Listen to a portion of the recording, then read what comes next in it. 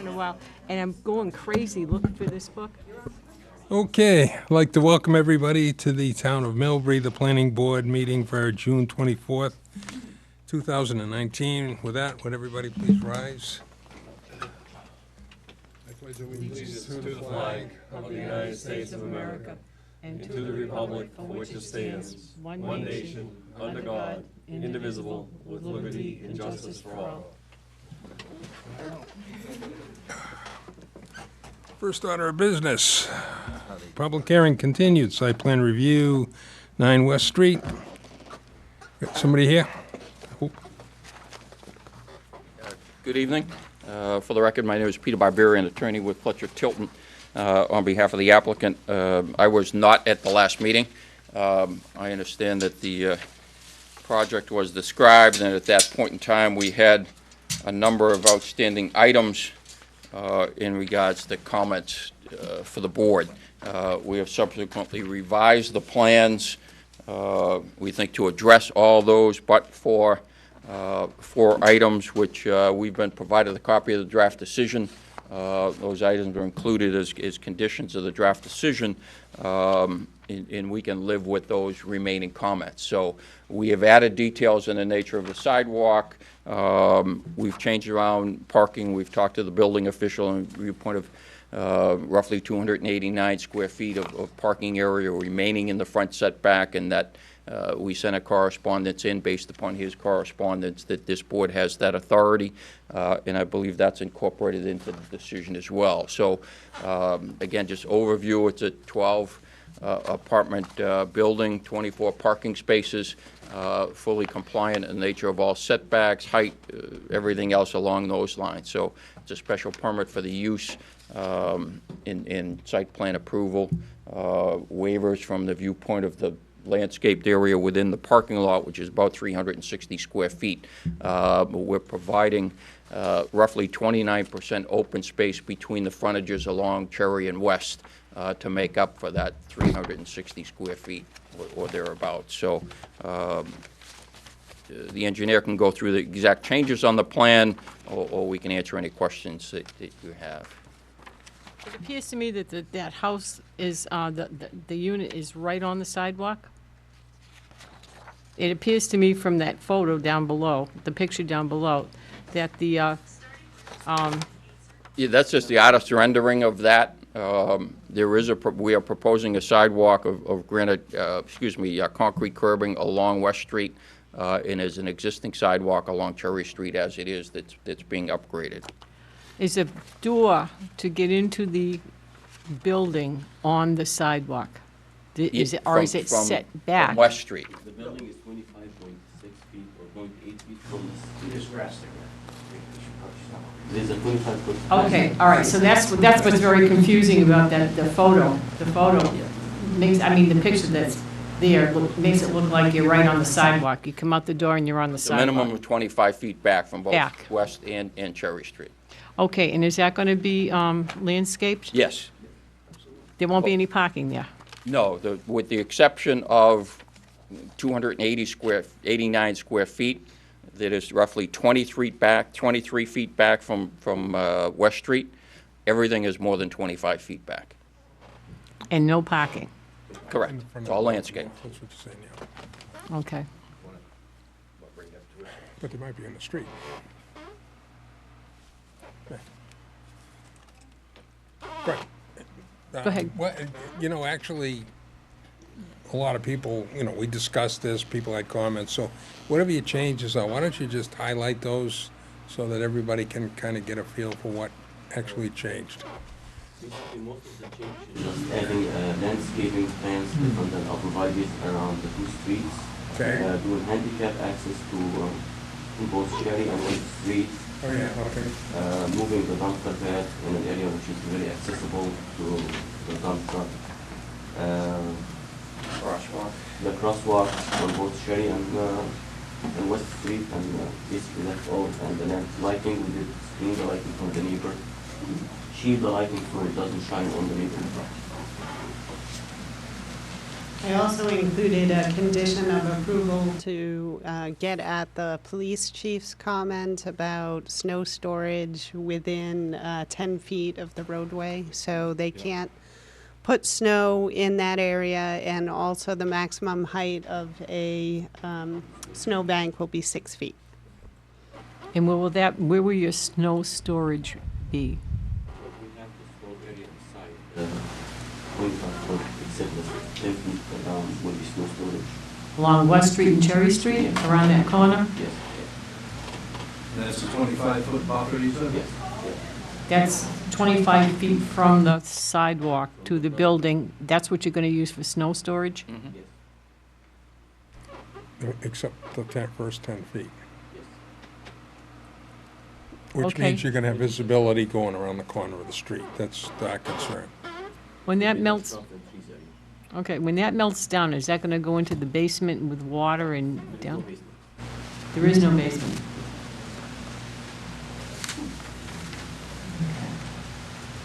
Is that going to cause flooding? Well, right now, it's all pavement. It's so all, that's right. They'll Forgive me. have, Yeah. landscaped areas where currently there is none. Okay. There is one, there was a question by the review engineer regarding the temporary sediment basin. It's gonna stay, but actually this will be removed after the construction, if the site stabilized, and will be planted. So, because it doesn't serve any purpose for drainage, because we have a curve that will control the runoff from the pump. So all the drainage is self-contained and then controlled prior to discharge. And Where is it gonna go? it connects to the existing catch basin. Right now, the site's roughly 99% paved, so again, we're coming up with more than 30% pervious over the existing condition. There's less drainage coming off the site when we're done than what is happening now. And they're going to rebuild those 2 catch basins in the street that they're putting their stormwater flow into. So you're pitching all the water on the driveways into Cherry Street? They go actually to a storm center in the parking lot for the oil and water station and to TSS removal. Then it will be connected to the catch basin line.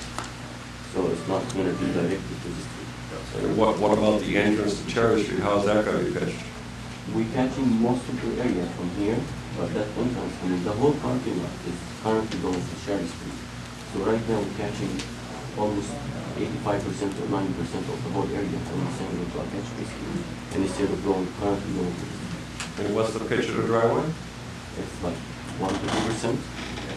The site's relatively flat. It's flat. And Stantec, your consultant, has indicated we comply with your stormwater requirements. Okay. Other questions? Parking. The average household has 2 cars. I understand, all the literature says that they expect that half the units will only have 1 car, but I still have a concern with parking. I know there's not a whole lot we can do about it, but you guys don't seem too concerned about it. I think the neighbors might be concerned about it because if each unit has 2 cars, the lot is full. They have no room for visitors. That just concerns me the most. That's the biggest concern about this. Yeah, as one bedrooms, we're not anticipating every unit having 2. Certainly some will. I agree with that, but the typical ITE standard for the typical 1 bedrooms is 2 per unit, which typically covers visitors and the whole deal. Yeah. Do you have any, Concern. do you have any handicap spaces or visitor spaces there? Handicap right here. next to the- 2 of them? 1. 1, Required. okay. The requirement for less than 25 parking spaces is 1 handicap, 1 van space, so we've met that requirement. And do you have room for any additional spaces for visitors at all? Not as part of this layout, no. Do we think we need them? Well, you're not gonna fit it on that layout. Visitors are gonna have to park on the street. But Plus, hopefully there'll be- if you look at the census figures, 1-bedroom apartments really don't generate as many people as you think. Yeah. A lot of them will just be 1-person households. I think they can get at least 6 in a 1-bedroom apartment, don't you? That was also in the chief's review, and I just wanted to touch base on it, but I have a little bit of concern about that. And I think the neighbors will have concern about that as well, that's all. But you're probably right. And yet again, that's what your requirement is, anticipating with all the studies that have taken place, then, you know, and again, these are more one-bedrooms than two, only needs 2 parking spaces, so we're confident that it'll work. Okay. Other questions People want to say something? from the, okay, who's in audience? Anybody out in the audience that wanted to comment on this? No, I don't see anything. Okay. No questions from the board? Can we close the public hearing? Yeah, I make a motion to close the public hearing. I second it. Okay, we got a motion, and it's been seconded to close the public hearing. Did you catch up over there? I know she, No, paying attention. no, yeah. Do you think she's not paying attention? Who made, he made the motion. Okay. All in favor? Aye. Aye. Aye. Opposed? Hearing none, that's unanimous. Okay. Let's see, how many things did they want relief We from? got 2, right? Move that under section 12.45 subsection K, waive the requirement to landscape the front yard setback. Portions of 5 parking spaces shall be allowed within the front setback from West Street. Oh, yeah. Got a motion that's been seconded, further discussion? Hearing none, all in favor? Aye. Opposed? That's unanimous. Move under section 12.45 subsection Q, waive the requirement to require interior landscaping covering not less than 5% of the total area of the parking lot. Second. Okay, we got a motion that's been seconded, further discussion? I think we just talked about this already, all in favor? Aye. Aye. Opposed? Hearing none, that's unanimous.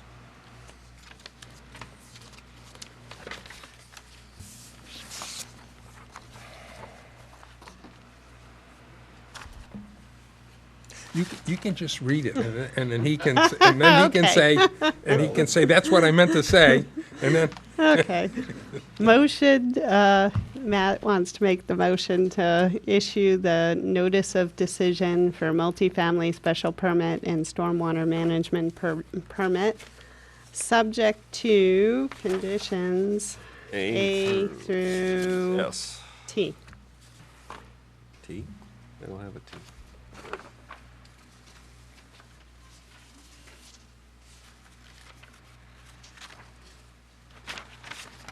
I have S. And I have S. What's T? What is T?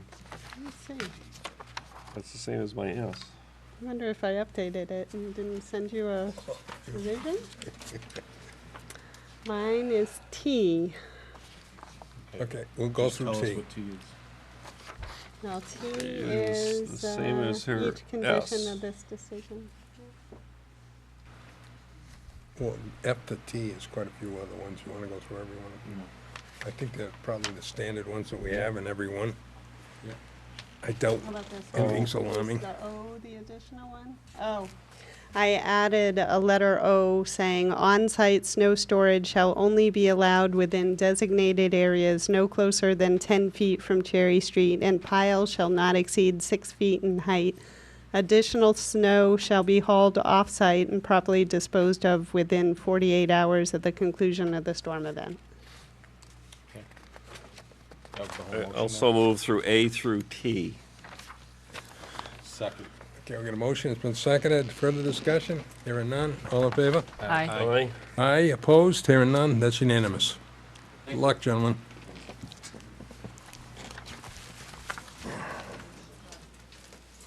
Okay. Yep. We have the, Yeah. oh, too late. Already took us more than 5 minutes. We got to pick up the pace, Paul. Okay. Public hearing definitive subdivision, the Seguin procedure for 32 Autumn Gate Circle.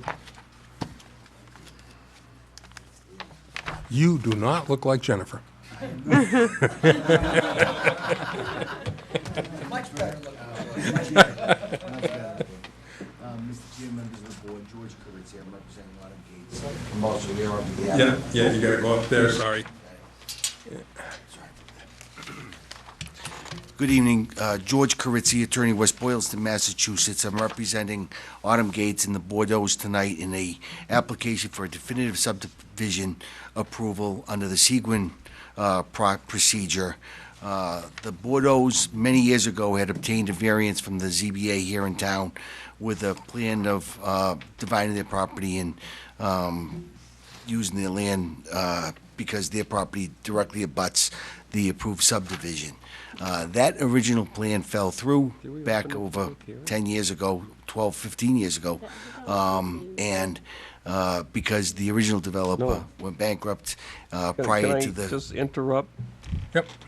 the formality? I Formality, need right. to read the notice of opening the, Oh, well, so can you hang on?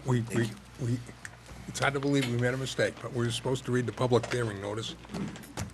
in accordance with provisions of Chapter 41 of the Massachusetts General Laws, the Millbury Planning Board will hold a public hearing on Monday, June 24th at 7:20 PM in the Municipal Office Building, 127 Elm Street, Mass. On the application of Ronald and Martha Bordeaux, property located at 32 Autumn Gate Circle, Millbury, Mass. For a definitive subdivision plan creating one additional lot, Lot B. Both lots will have less than the minimum required frontage. Application is available for review in the planning department during normal business hours. Anyone wishing to be heard on this matter should appear at a time and place specified above. Richard Gosselin, Chairman. Now we can begin. Thank you. No, not Sorry again. about No, that. no, no. I'll The good pick up news where is, I don't was. start over again. You Just got it. continue on, okay? So, back when the original plan transaction was contemplated, it fell through when the original developer went bankrupt. The variance expired. Mr. Bordeaux has recently reobtained a variance approval from the ZBA in January of this year. The Seguin procedure of that the courts have established require an application for a definitive subdivision approval because the lot, as modified with the variance, still doesn't have adequate frontage under the zoning regs, but it does have a variance from the ZBA. So we have to go through this modified subdivision process where we apply for a subdivision approval and ask waivers. Jennifer Curzon originally made the application. She's in California, and I've been asked to fill in for her tonight to make this presentation. I understand that the application's been reviewed. The plans have been filed. The ZBA has approved this modification, this variance for these lots. Excuse me, creating two reduced frontage lots under the, that don't have adequate frontage under the bylaw, but have variances from the ZBA. And so we respectfully request planning board approval of the subdivision plan so that the Bordeaux can continue with their plans. Okay. The board's known about this for quite a while. I doubt there's questions, but I'm not sure whether there's somebody in the audience that would like to speak. Did anybody sign up or no? I did. You're gonna speak against this? No, I don't. I'm not going to speak against this at all. Just to clear, so Ron Bordeaux, 32 Autumn Gate / 118 Grafton Street. No, Mr. Goslin, you saw me walk in. I just wanted to show that and correct Mr. Kurtzky. It's been 14 years, actually, when this started. So I really do hope tonight you folks just vote the way you can, and we can move forward. That's what we're looking for. So thanks so much. Thank you. Okay. Hold on. You have a question? No, I don't. I have a comment to make. You do? Yeah. Fire away. All right. We okay? Yeah, All right. I'm good. Yeah, good. Okay, when these lots are created, and we will do that, okay? But for this, and I can't remember your last name, Bordeaux. Lapine, right? Yeah. They were concerned always about getting the T in for their sewerage and their gas line and their water line, bada bing, bada boom. All of that has to happen now. We know that, before it gets covered over with thing. And what I'm reading from is Utilities 6.14, okay? Where adjacent property is not yet subdivided, where the property is the applicant is not being subdivided at the same time, provision shall be made for the extension of utility systems by continuing the mains and full lengths of the streets in the exterior limits of the subdivision at such grade and size that will, in the opinion of the board, permit their proper extension at a later date. Reasonable provision shall be made for extension of utilities to adjoining properties. That's in our rules and regs. Including the installation of water, gates, and manholes if necessary, but that's not going to be necessary. And the applicant shall not deny others connection to the utilities, except that the applicant will not be required to pay the cost of this. In other words, these other folks will have to do that. And these required utilities may include water, sanitary sewer, storm drainage, telephone, cable, television, electricity, gas, and wiring for streetlights unless otherwise specified by the board. Does that answer everybody's question about them tying in? They're already approved to tie in for these two lots. Okay, so it's- we're all good to go? You mean gas lines and everything else? Move to connect up to gas. I Come on don't up. want to speak. Come on up, Ms. I'll make this short, my Yeah, apologies. sure.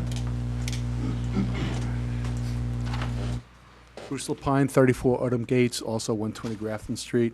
And this is in relation to the lot on 34 Autumn Gates Circle, which isn't part of the subdivision, but is adjacent to, which conforms to the statements that were previously mentioned.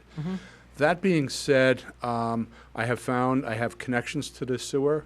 I found that no problem. I have connections to the water, no problem. The gas line is probably about 3 feet from the edge, which means it's officially on Gallows property at this point. If I was to connect in, I would actually have to be allowed to connect in prior to the final pavement going in. So that's really the one of the three. And of course, electricity and Verizon is actually on the property as well. So that's my only concern as far as the subdivision goes. And I would imagine the two lots at Bordeaux's, because the ownership would go to Gallo, that would allow them the right, so to speak, to connect up to those utilities. But I'm still in a slight of a void because I haven't gotten response back yet to allow me connect into the gas line. That's all. My apologies for the long story. I'm glad that you brought that up, though, because I think Mr. Gallo may have assumed, because that was done before he came on board, he may have assumed it was there. Right, And- but if you look at the sequence of the facilities going in, the water and the sewer, that was back in like 2005, 2006 timeframe, and the gas line went in much later than I'd guess maybe 2010, 2011, something like that. So therefore, I never, because the LRC, who was the previous, who went bankrupt, that was the enablement to allow me to get the connections into water and to sewer, but gas wasn't available at the time. I think that Mr. Gallo's been so cooperative and helpful that if you bring that to his attention, and if, I don't think you're going to have a problem at all, Right. but you should have it done before they put the road in. That's. And if that's, When are the dates planned for that? I heard September September? 30th is the conclusion, is what the projection is. I anticipate that they'll be doing the road work before that, sometime this summer. So if that allowance isn't made by the proper time, what actions can be taken? come back here. So I Yeah. just Talk request to have him a meeting. first, Okay. make him aware of it. Again. Okay. I Make him will do aware of that it. again, He's so- been very good and very cooperative with us, so, I will do that for sure. and if not, next meeting, you're here. All right. When's the next meeting But planned? We they're don't know not yet, on the right? agenda. That's all right, he Well, can you still don't have a come. meeting planned, do you? Can he come? But nobody will be here on behalf of Gallo. Yeah. He'll just be talking to you. Well, we're not going to be seeing Gallo until September? No, Well, if Well- Mr. Lapine, okay, and I'm sure he's going to cooperate. I'm I sure think he so. is. What I'll do is I'll give it some time frame, see if I get some response. If I see that things are moving forward, I'll actually let you guys know and say, okay, things are going good. If not that I can even officially block something like that, but I will at least let you know, and we'll see if we can make some recourse to change the plans. How's that Right. sound? Then approach the board, and then we can set up a meeting with Gallo. I don't think you're going to need to. He's been such a great guy. Are you being sarcastic? I just came in on this. Okay. I'm a Very good. newbie. I appreciate I'm a your newbie. honesty in all of this. Thank you. Right, okay, Okay. All right. all right. That being Close the said, hearing. yeah, motion to close the public hearing, please. Wait a minute, wait a Excuse minute. me. Sorry. Come on up. I'm James Thompson. I live at 26 Autumn Gate Circle, and technically, I guess I abut this planned subdivision. This is the first notice I've ever gotten of it. Didn't get a notice about the January hearing. I have no idea what's going on out there. I don't know if any of you have done a site visit to see where this subdivision lands in terms of these properties, where the proposed houses may go. Yes. You have? We've been out there a number of times. I would love to. I'm sorry, I know I'm one of your neighbors, but I Don't worry, everybody just drives by our shack.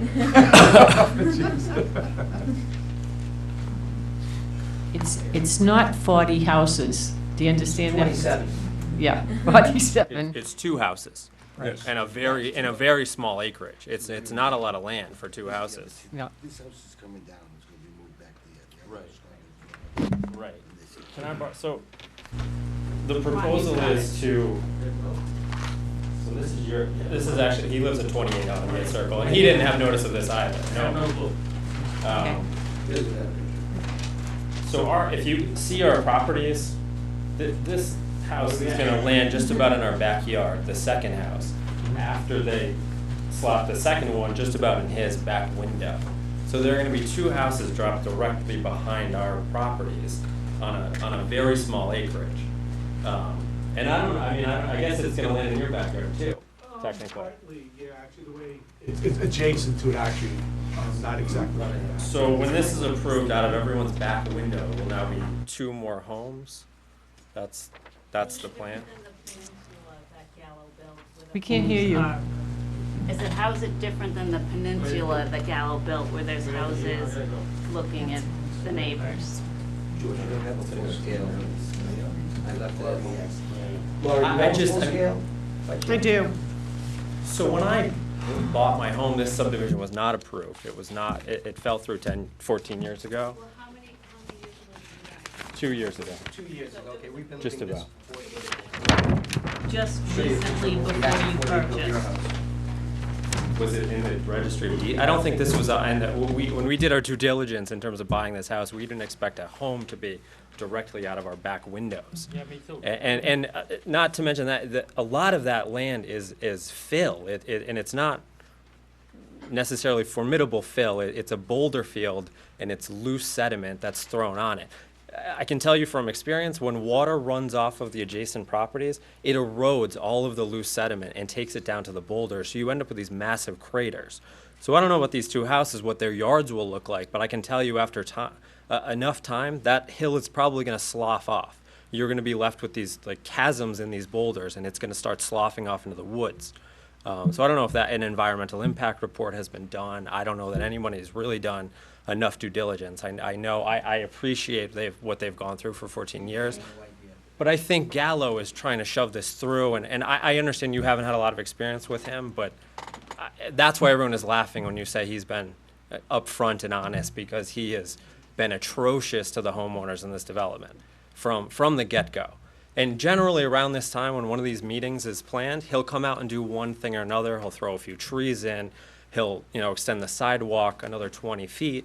It's sort of a, dog and pony show to sort of show that he's making honest efforts out there. He's not. And I feel bad for them as well, because I think he's been, dragging them through this process as well, because all he cares about is getting, one more house in there to squeeze enough blood out of the stone, and then he can, wash his hands of this. But I've only been here for 2 years, and I know what the rest of the development has gone through. So, I don't know what the process is now. I understand you're onto the stage of a definitive plan, but I don't know how in January that this got through, because. Well, the first problem I'm having with this, to be honest with you, is this has been discussed for probably 7 or 8 years. Okay. So your real estate agent who sold you the land, if he had done his due diligence, they would have known that there was activity in the lots next door. There was And they activity. should have warned you ahead of time. The misrepresentation was on. The second part of this is, you should have been to the Board of Appeals and had them deny it there, not here. This is the wrong board to really be pushing that now. As an abutter, should I not have gotten notice that this activity was happening, even though it was pre-approved and it fell through, I understand. So this activity has really, started to culminate as of January of 2019? Well, I don't know why you haven't been, we've had multiple meetings. I've been to a number of meetings regarding the This is the- subdivision Okay. and Gallo. Okay. Not this particular issue. And the misrepresentation was not on the buyer's agent, it was Gallo's seller's agent who told us that the Boudreaux, promised us actually that the Boudreaux Bordeaux would get a home, but not that there would be a second home dumped directly behind it. Did you say you lived at 26? I live at 26, yeah. Okay, because you're on the abutters list as having received notice. I haven't. I honestly haven't. I haven't received anything. The first notice I got was for this meeting. And so when I looked up the thing, I saw that we were at the stage of a definitive plan, but I didn't get anything before that. So normally, if letters aren't delivered, then they come back to us, and we didn't get anything back. Okay. All I can do is represent to you. I've never received notice. I didn't receive anything in January. I mean, I guess that would have been the time frame I would have received something. It was for the January meeting, and I didn't receive anything. So honestly, I'm just like, I'm asking questions for the first instance because this is the first I've heard of it. I didn't know that this was a plan. Let me see it. Is your name James Thompson? Yes. Yeah, you're on And there. Megan Lukowski? Mm-hmm.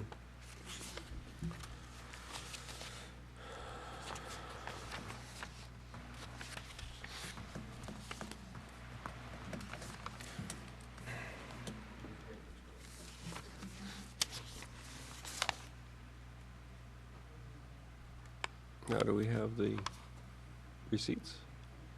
No, Or is we it- don't send them certified, we send them regular mail. Yeah. And then if they don't get them, if they get returned to sender, then we get them back and we put them together in the packet. Well, I got the one for this meeting I received. And that You was the did first. I receive did this receive one? this one. That's why I'm here. That was the first Okay. notice I received Yeah, of because the this. Board of Appeals is a separate group, so I'm not privy to their Okay. information, but. And when was that? That meeting was back in January as well? January. Yeah, I mean, yeah, this is the first meeting. So you're at the stage now where you're trying to actually approve the definitive Well, segment subdivision. cases, normally, when it reaches us with a segment case status, it's pretty much a formality at this point in time. Okay? The time to really raise the objections is at the Board of Appeals meeting. Okay. So if I wanted to file for an injunction to have this returned to the Board of Appeals, can I take that course of So action? planning board decisions are subject to a 20-day appeal period. So the Board of Appeals also had a 20-day appeal period. So from the date that the decision is filed, which I'm assuming will be tomorrow, if these folks approve it tonight, then we send the decision to the town clerk's office. So that starts the clock. So it's 20 calendar days, not business days. Once the 20 calendar days have lapsed, then it's a done deal. Okay. If you want to appeal the decision, then you would have to do that to either the housing court or the land court. Okay. The Board of Appeals is not the appeal authority for the planning board, only the court. Okay.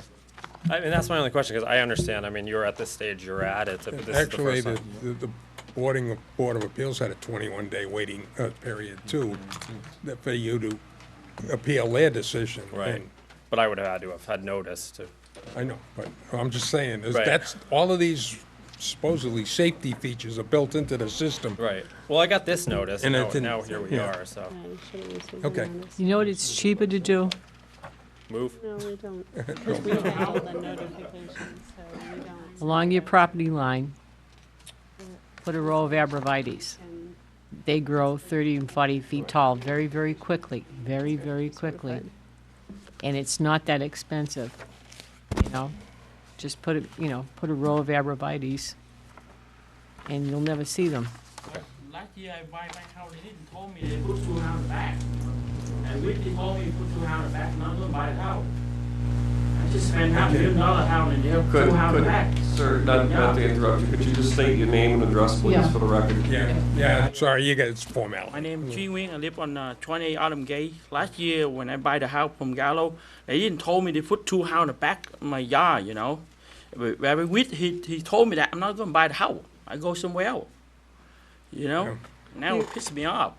You could require, remember, this is a definitive subdivision, so you can require conditions of approval. So if you want to require them to put up a fence or arborvitae, you could do that.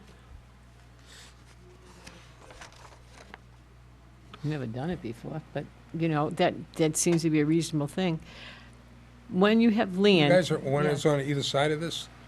We both have bought this property. Yeah. No, one is on either side? We're on the same side technically. From this diagram, you can see my yard comes in behind, and his yard directly abuts it, but then the tail end of my yard abuts the Abuts it, far goes end into the- okay. of Lot B. Technically, what is Lot B, I guess? Windows face the woods, not my house. Okay. George, I'm gonna need that plan back, because that's our, that's our copy. I mean, if that's the only recourse is to plant trees, I would hope that that you would ask Gallo to do it. It may or may not happen. I don't, you know, our interactions with Gallo have Well, been if it's much a different condition than- of approval, it will Yeah, happen. yeah, okay. 14. Oh, okay, okay. Now I get it. How long a line is this? Yeah, that's a good line. Yeah. Did you see it, everybody? No, pass it down. I'm sorry. I'd also like to point out parcel 2 that's on that, a lot of that land is in the woods. A lot of that goes down the slope and is in the woods. Yeah, That's yeah, not all. I know that, yeah, yeah. So I don't know where this house is supposed to go, actually, on the land that's on level ground, that's not. We don't see house plans. So the building inspector is the ones that, the one who approves house plans. Yeah. So in subdivisions, the planning board is only concerned with the land itself, not the house. So we don't know where the house is gonna be. Okay, so that's a later stage in the development where Right. they cite it? Because I guess that is the primary concern. I mean, obviously, I would like them to get their home and they subdivide it as they please, but I think one of the considerations is where these houses will actually sit on the property, because it diminishes the value of the properties around it. Unfortunately, we can't tell them where to put it. This is what, Yeah. As Once long as they're it approved, falls they within can. the zoning requirements of the lot, two lots. they can put it where they So want. how large are these two parcels as subdivided? How large is each parcel? Does it say the square footage? Is it on there, Bruce? If I may, Mr. Chairman, can I get? So Yeah, That's about, one of the parcels is approximately 21,000 square feet, the other one's approximately 41,000 square feet. One's a half the- acre and the other's about an acre, Almost right? an acre. And the larger parcel was Yeah, we don't was have in part anything. created by carving off a portion of land that was originally scheduled to be part of this abutters property. So I mean, it's in the chain of title that this was carved out for this development, for this lot. There is a plan showing nearly identical to this. There was a scrivener's error on the plan, This is but there one is this plan that was recorded in the like 2006. It was recorded. Yeah, so this is one parcel. 2006 or 2000, difficult to read, but book house will go here. 85938. So this is all on the record title. Yeah, you might And as far as putting two houses there, everybody knows Mr. Bordeaux's house. His house is plainly visible right now. The fact is that that house is being raised, and a new house is being moved back. So it's not an addition of a new house. The house that's, if there's a new one, is the one going behind it, which is also behind, geographically, it's behind the other abutters' houses. So those houses are closer to the street. This one's set further back with a longer driveway. And this has been, as I said, this is nearly identical to the proposal for the last 14 years. Would you, yeah, I have a plan from 2005 that was approved of where our house would have sat, you know what I mean? This is the one that LRC would have built. You guys want to see that? It would give a gauge as to, everybody's outraged that we're building a house behind houses. Well, there's the peninsula that they built, there's houses behind houses throughout the whole development, and then down at the bottom of the hill near the poop pump, there's literally a house behind a house. So we're kind of following precedent. You guys have all drove it. Houses are behind houses throughout the whole development. but this is how we had proposed, and again, this goes back to 2005. To reiterate what Mr. Gursky's saying, in 2005, we had this approved, in 2012, we had this approved, and tonight we're just asking to get approval and move forward with our lives. And I can appreciate everybody's concern. Okay, I think, at a minimum, we'll condition it with them planting the arborvitaes along the driveway here to block the view. Yep. You know, and that will block the house. They won't see the house either. What we're talking about, have you seen Haywood Glen, the entrance to Haywood Glen? There was a house that, right beside the road that went into Haywood Glen. Okay. And we had them put arborvitaes there. Sure. Peace, Okay. peace, Sure. you know, right? Yeah, well, you won't see it. That's what you don't Okay. want to see. Yeah, with And that I'm sure the other condition- gentleman feels the same. Or, I mean, if that's the only thing I Buy can that do. to see another house, at least he'll see the trees. Okay. You can't prevent somebody from using their land unless it's an illegal use, and this is not illegal. I understand that. I think part of the reason why people are upset is because of Gallo's real estate agent, That the doesn't surprise me. misrepresentation. Well, the Okay. misrepresentations that were made and in terms of the sighting and the Well, notices. maybe we can fix this for you. That's why I'm here. That's honestly, this is the first notice I had. I came. I did not mean to derail this and set us back. But Okay. It's an inexpensive and very permanent fix. thank you very much. Thank you for your time. Okay. So Anybody else? Anyone else? Good. Make a motion to close the public hearing? Second. Okay, we got a motion to close the public hearing, and it has been seconded. All in favor? Aye. Aye. Opposed? Hearing none. That's unanimous. Okay, can we get a motion to approve? I need the waivers first. Well, we'll make sure when you do the approval, you include the arborvitaes, okay? Thank you. Next, Can you add that in? give me the waivers. Okay. So you want the arborvitae to be along the border between The Lot lots. B and Lot 14, is that correct? No, it'd be Correct four- us, come on no. up here and show us where 14. you want the arborvitaes. The whole property line is fine. I know, but show us so that we can get it in here right. Well, they might not be clearing all the way back. Yeah, you don't have to 'Cause go up any this further is- than what they're This is clearing. almost an acre of We'll pay land, the extra 10 grand. because you don't want to clear existing vegetation to plant arborvitae. There is none. There's none. Show us where.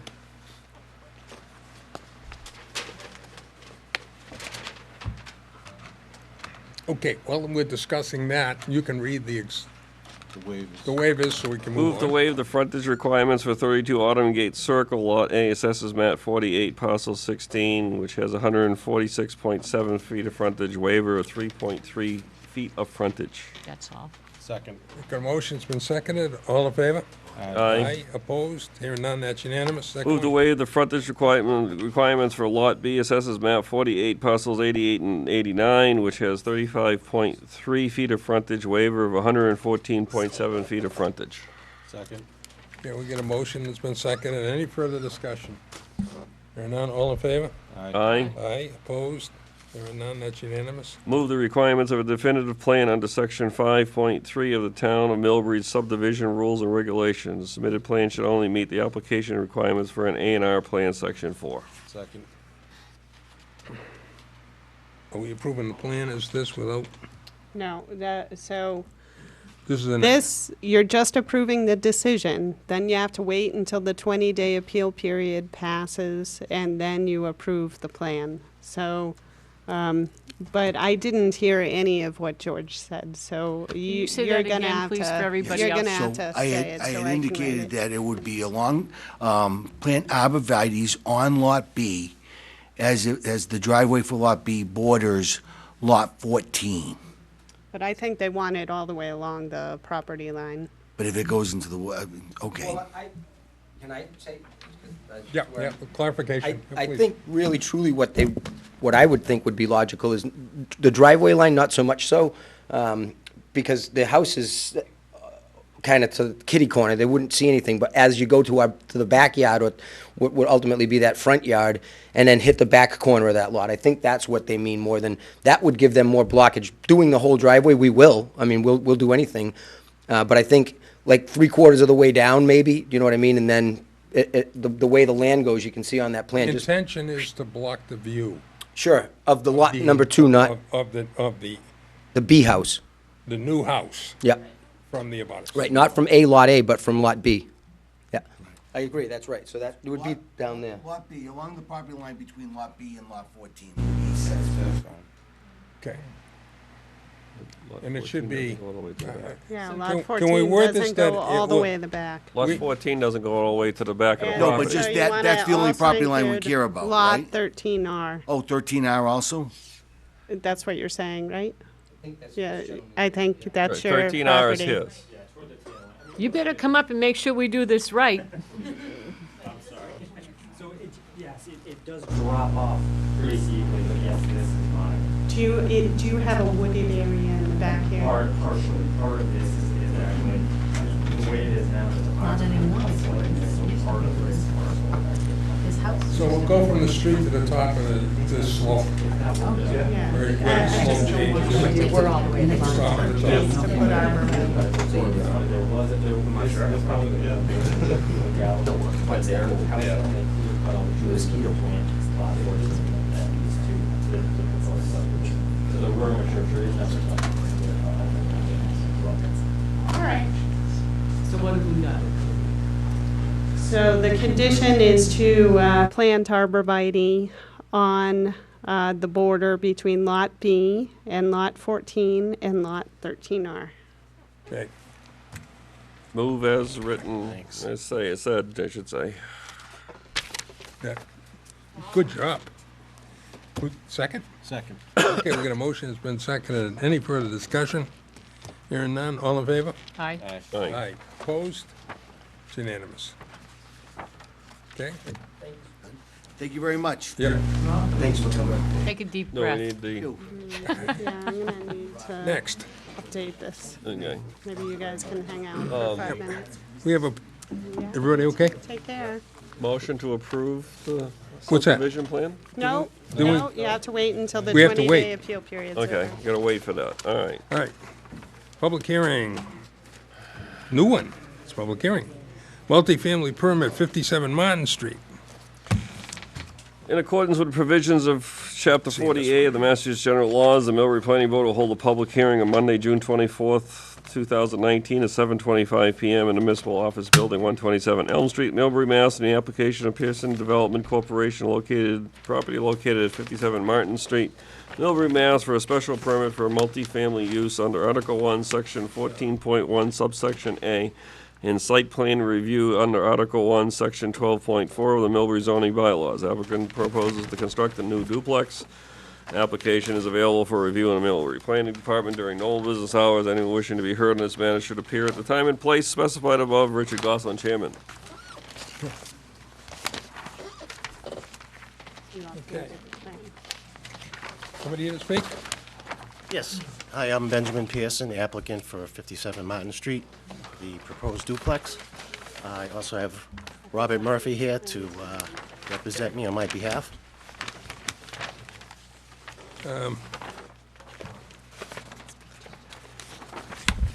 Take one and pass it down. Oh, I'm sorry. An update? Yeah, I was just talking to Bob Murphy about that. What's this? I'm sure he will explain. Already modified? Good evening. I'm Bob Murphy with Murphy Associates, environmental consultants. I've been asked to assist Ben Pearson in his application to develop duplex house at 57 Martin Street. Okay. The surveyor made some revisions to the plan this afternoon to address the recent comments that came from the planning department. And so what I did was to, I printed out the plan that he sent to me. These are, it was just revised today. The application originally did not show the parking in the front yard setback. Your regulations require landscaping in the front yard setback. So the applicant has written a request for a waiver to allow parking in the front yard setback so that they can develop really less of the property in the rear that's currently now it's forested. They can meet all the building setbacks and all that. It was just a case of the driveway that came in the front has parking within the front yard setback. So that's required a waiver. There were a couple of other comments which were addressed on the plan. One was to have 6 inches of loam. They originally had 4 inches on the note. The note has been revised to show 6 inches. But so the plan that you have before you is for a special permit for duplex house. And it's allowed in the zone with a special permit. And they realized that they have filed, or they're in the process of filing a notice of intent with the Conservation Commission because there is a stream that goes to the property and they realize they have to file. But they wanted to wait until they had the special permit process straightened out before they approach conservation. But they realize a lot of the similar issues relative to drainage, landscaping,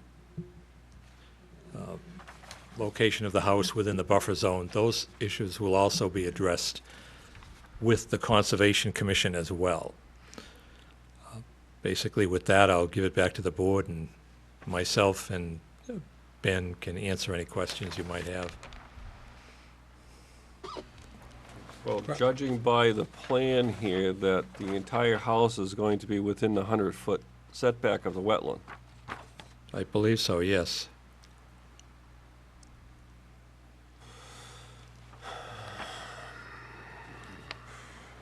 Well, the setback that you're talking about is a buffer zone.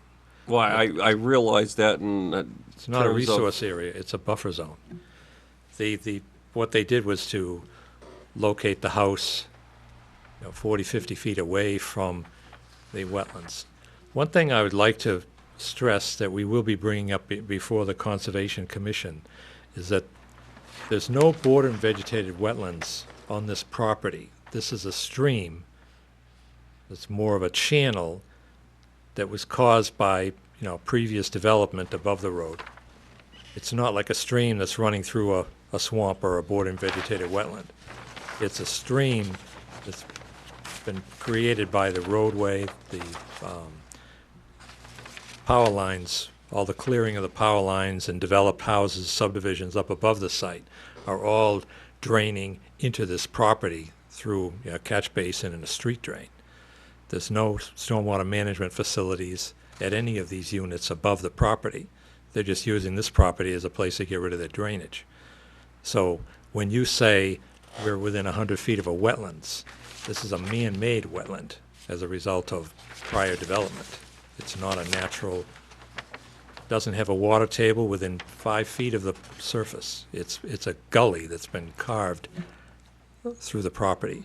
I just bring that up because a lot of times people say, oh, it's near a wetland. This is a man-made stream. It's drainage. It's not a wetland. It's been there as long as I've been alive and in Millbury, so.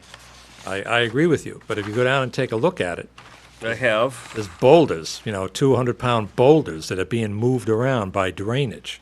So every now and then you get a real gully washer that comes through here and it's eroding the stream out. But that being said, it is a stream, it's a protected resource, but if you look at your resources in comparison to one to the other, it's not a border and vegetated wetland. It has very little, habitat value. It's drainage. It's drainage from the land up above it. That's just my, a point that I like to make relative to, you have stormwater management regulations coming in now, and that's a good thing. But the people that, got away with it 50 years ago are using the lower property as a way of getting rid of their stormwater. And then you come along, you tell the guy on the bottom of the hill, well, now you have to maintain it. It isn't always the fairest way of doing it. I'm not saying it's fair. Anyway, that being said, we're, requesting to have the special permit application approved with any conditions that you might have relative to specific plantings on the property. Right now, Question I have is, how high is this? how high is it that How high is this building? that's a good question. I'm not gonna let Millbury turn into what Shrewsbury is turning into. With these big, huge duplex houses that are 40 feet up in the air or whatever, and multi-bedrooms, and they stick them on little lots, and I think the planning board in Shrewsbury is finally waking up to the fact that this is bad. And I'm assuming, how high is this building? It's 2.5 stories. I actually submitted photos of the actual building Uh-huh. that I'm putting up on the lot. We have photos of that? It's not gonna be a slab on grade. I know what you're talking about, the slab on grade and up 3 stories. It's not. It's have a full foundation. Well, you got parking underneath, so what's, That's a This- garage. This is the identical duplex that exists at the corner of Woodland and South Main Street, so it's actually on Woodland. what's that? Your neighbor. Steve Camoglia built Think I these. know?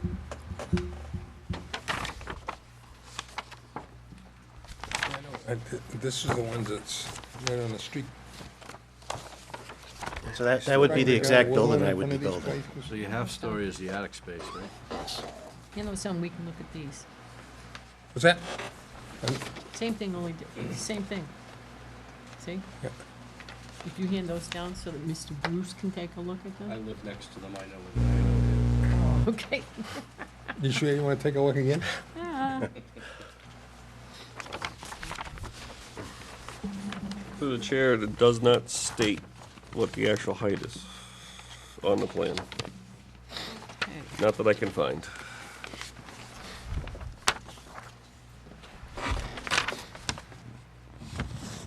I can make an approximation. We don't have to, we got an engineer here, he can make an approximation. Well, the 10-foot stories would be 20 feet, and then your 7 to 12 roof line, you're looking at another 8 feet. So not to exceed 30 feet. That's A couple well of feet within of the- that's well foundation, within- no, foundation of this, right? Excuse me? Is a foundation basically? Full foundation, basement. Basement. Okay, and the garage is in the basement?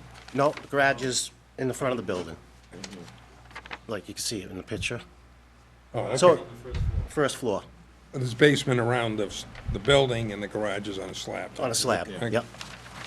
It would not exceed 30 feet. No, definitely not, not with the pitch.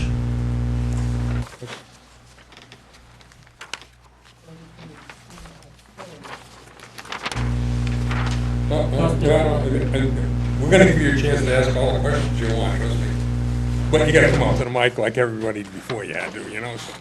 Well, Any- the parking, the driveway is really strange to me. Is it gonna be like open in the middle so people can fan out and pull in? Yeah, see, basically what I did, there's an existing curb cut already for the property that was put in Yeah. when Mr. Boucher had owned it. So he had put the water and sewer on the property already, and also the curb cut. So I was just making it easier to use the existing curb cut for access for the duplex. And then in the front of the property is arborvitaes that are already existing. Yeah. That gives it a nice buffer from Martin Street. I was gonna leave all that existing to try to keep it, as private as possible. It just looks extremely hard for one person to the other side to get in and out of there if you keep it like that. Yeah, I mean, looking at Whereas- it based on the plan, Looking at those pictures with the driveway on Woodland Street, they go straight into the garage and they have a couple of parking spots on each side. This looks like it could be hazardous, actually. hard to get out of if you had to get out of there in a hurry. Yeah, assuming there's all, if all 8 cars are there, sure. Yeah, right. I mean, it's 8 cars. Well, it seems to me that you got, to address the parking, which I agree that pulling out of there kind of reminds me of where I was in Byron Street in Boston. You couldn't go anywhere today. Those 2 cars that are there, if they were moved over to the other side of the building where the driveway entrance is. So if you're You looking at, modify the driveway entrance so you can park 4 cars in on an angle. Makes a lot more sense than this particular one, and I think you're still gonna fall in and make all the zoning. Or are we gonna fall within 50 feet of the wetland line? What do you think? Well, I believe the way they set up the driveway, they have all the cars they park in front of the building inside. Yeah. It makes less impact to the wetland side. Right, obviously, yeah. However, the plan that you have before you could in fact be conditioned. In other words, you could approve the request for a special permit with a condition that make a revision to the driveway as you suggested. That's not a problem. It's just that his original thinking was to use the existing curb cut that's there. Which is fine. Yeah. Leave all the trees. yeah, but I mean, if you wanted me to come straight in with a driveway and then sweep right or left, I could do that also, and not use that existing curb cut. Basically, we could take some of the evergreens that are in the middle, move them over to where the driveways. propose to have. Yeah, well, I don't think this is gonna work, You could have that as a condition. It's just way too tight. That looks better, I agree, it does, and I don't have a problem doing that. Like I said, I was just trying to do as less impact, so that's why I was gonna use the It makes existing sense, curb but cut. it doesn't. And it's either you stack the cars off to the side and get rid of those 2 in the front, or, but No, I agree, no, it makes them definitely more appetizing, for sure. okay. I know somebody's here that Sure. wants to speak, so. Okay, so, members of the board, can I ask the public, right? Okay? Members of the public, anybody want to speak?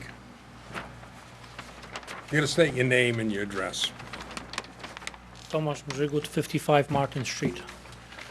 So I've briefly seen the plan that he's trying to propose. I'm not sure how he can make the driveway coming in right of Martin Street rather than moving it up to the corner of the street where the Martin and Park Hill meets.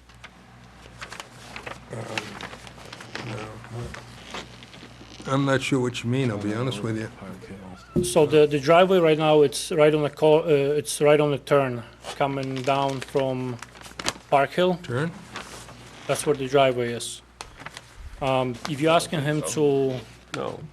come right into the, No, there's another No. property in between. so where is he gonna To the move the south driveway of, to? this is to the south of the high tension lines, Yeah. So, I mean, where's, toward the high school. That's quite a distance from the intersection of Park Hill Ave. well, it's I would tend to guess probably 250 feet or so. You said you were number 55, right? yeah. Okay, your house shows on this. It's definitely abutting your property, but I 1, 2. can't follow you. There's So, 2 so lots. which direction is he gonna move We're to? recommending right in the middle of the In the building. middle of the building. Which is pretty much in the middle of the lot that's there now. It'll look like this. All right, so is the building gonna be facing, the back of the building is gonna be facing Mike's truck stop, or is it gonna be is the back of the duplex gonna be facing my house? Back of the building looks like it's gonna be facing, Gonna be facing North I guess it's Main Mike's truck Street. stop down there. Truck service. Okay. Okay. It's parallel to the street. Yeah. When you drive down the street, you'd see that picture that we showed you. So your house, you'll be looking at the left side unit, right? the end of the left side unit. And how far away from the property line is it gonna be? Well, 42.1 feet. 42 Your feet, house yeah. is probably at 30, so it's gonna be like, looks like about 30, so probably about 70 feet from your house. Right, so it's gonna be 40 feet from the line. How long is the duplex gonna be? How long is the what? The duplex, the length of the building itself. The length of the building. I don't know. Is it on here? Yeah, it's here, yeah. So that's gonna go way into the woods over there. It's like 62 maybe? Yeah, I believe it's 62 Yeah. Well, there it is. 62 and 28. And then it's got the 6-foot bump out where the garage is. Right, and when my parents were buying the house back in 6 years ago or so, we were told that that property itself was prep for single family, not for a duplex. Yeah, well, this is a duplex, The so, duplex. and it's, and the zoning in that area allows it, so. I'm not sure what you want us to do, or what you're hoping Well, we can do, you know? my understanding, our understanding was that the property wasn't big enough for a duplex. Wasn't big enough for duplex. That's the impression that my parents were under when they were buying the house. Yeah. We're not having good luck with real estate agents tonight at all, I'll tell you right now. No, I Because can they're tell. telling you folks anything to make the sale, and then they walk away and, So actually, We sit here I was and- told that by the previous owner of the house, because Okay. he actually owned the property that my parents bought, the 55 Martin Street as well as the one Yep. behind it, that comes to North Main Street. okay. So supposedly the property next to them wasn't supposed to be big enough for a duplex. They ill-advised you. I don't know what to tell, I can't take that away. Okay. You know, landowners have rights, so we can't stop that from happening. Yep. We can address certain concerns, like if it's gonna be obnoxious from you looking out your picture window to look at this, you know, we can force them to put trees up or do something to make it more appealing, but we can't stop them from building it, so, All right. okay? Anything else any other concerns you got, though? I think that's it. Okay. Because quite frankly, it looks like there's an easement that's running right through your backyard that's feeding this place to begin with. What's that? Did you know that when you bought the house? What's that? There's an easement, it's running through your backyard, an existing easement, Easement. an easement for sewer, So yeah, the sewer lines. right? That's right feeding to the- this particular lot? Yes. Okay, well, as long as you know. Yep. I'm seeing it on the plan, so I just, Yeah, it was done by like he said, it was done by Jim Boucher. So Okay. the sewer line was run up to okay, I 57. just Yeah. wanted you to know. We were aware of that. Okay. Is there anybody else that's here to speak? Either one way or the other? No? No? Okay.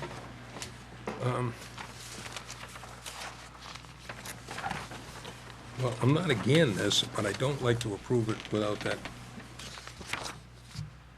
You know me, Bob? I don't have a The- decision ready anyway. The 'cause I change knew has they gotta were be made, changing. and that parking and everything Okay. Yeah, no, I can do that. beforehand, before we can sign off on something like this, but you know. And I would like conservation to weigh in. Yeah, well, the conservation's Well, gonna, that's you know, conservation. he can go to conservation and say, I don't have a particular major concern about it unless conservation jumps up and down all of a sudden, but based on what, you know, Bob said here, Yeah. I think that's gonna happen. No, it shouldn't, no. I don't know. What is going to happen with the water that comes off the street? What is the plan for that? The water that comes off the street right now, it just kind of just flows down through the land. I mean, that's why that's that culvert that goes to the far right of my property, well, proposed property that I'm gonna buy. that's It's on the channeled floor down, this way. that comes all the way from Park Hill Road. So relative, where this lot is, it's relatively flat, the road is, so the water sheds either way. But the problem is everything that's coming from Park Hill is coming down, especially when you get a lot of rain. And it's, I mean, the gully's probably this wide, and it's just, but it's all the water from up above that comes down. And where does it But end that up after that you- exits, That goes down to North Main Street, and then finally ties in, and then it drains under the road into the Blackstone overway. I forget what they call the yeah, but spillway. that's on the other side of the high tension lines. Well, it starts from up there, from the other side of Park Hill. The high Right, tension and it drains crosses. basically underneath the intersection Yep, and to the and then other it- side, and then it cuts down Park Cuts- Hill to the Blackstone. Yeah. That's not addressing what you're saying in terms of your lot, because you're on the other side of the high tension lines. You're taking the drainage off the hill across the street. Where the high tension lines are. Correct. Yes. Yep. And that's all going to the right side of my property. Correct. In that big gully that drains down to North Main Street and then crosses over, and I don't know where it goes from there, but.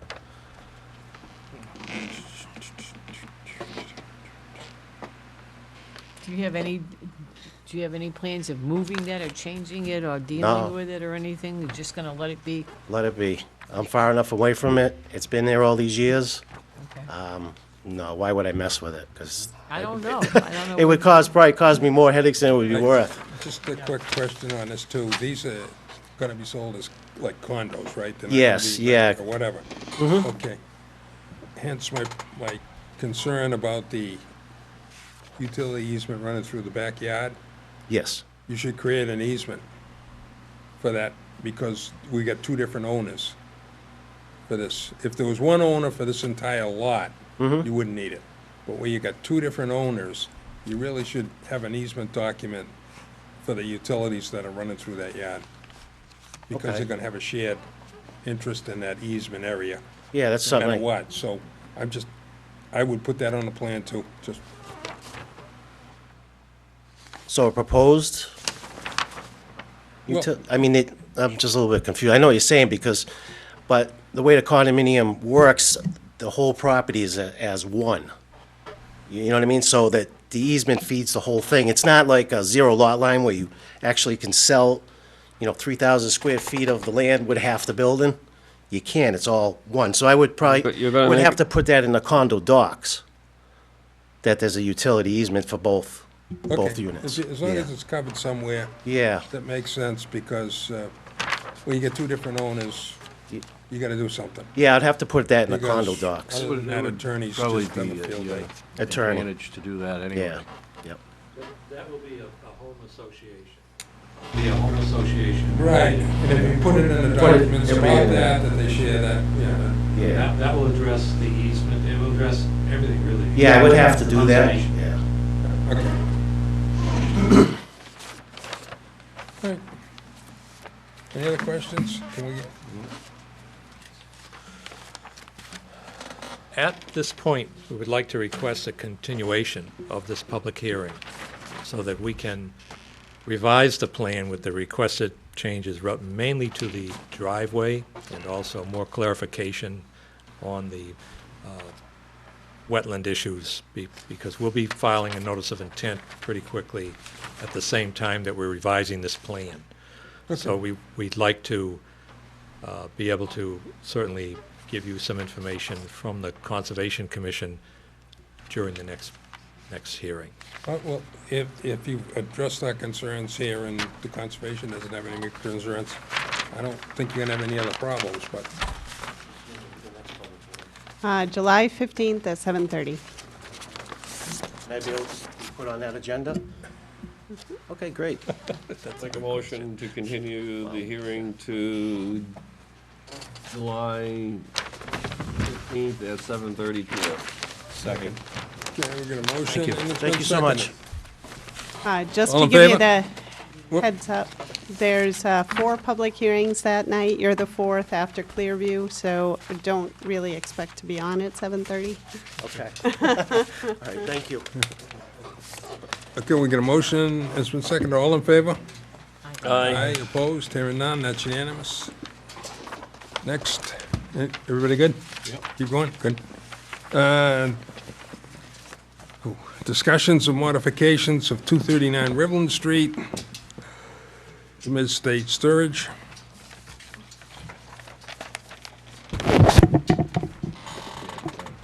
Okay, again, I'm Bob Murphy, representing Midstate Sewerage, and I will put the plan up for you.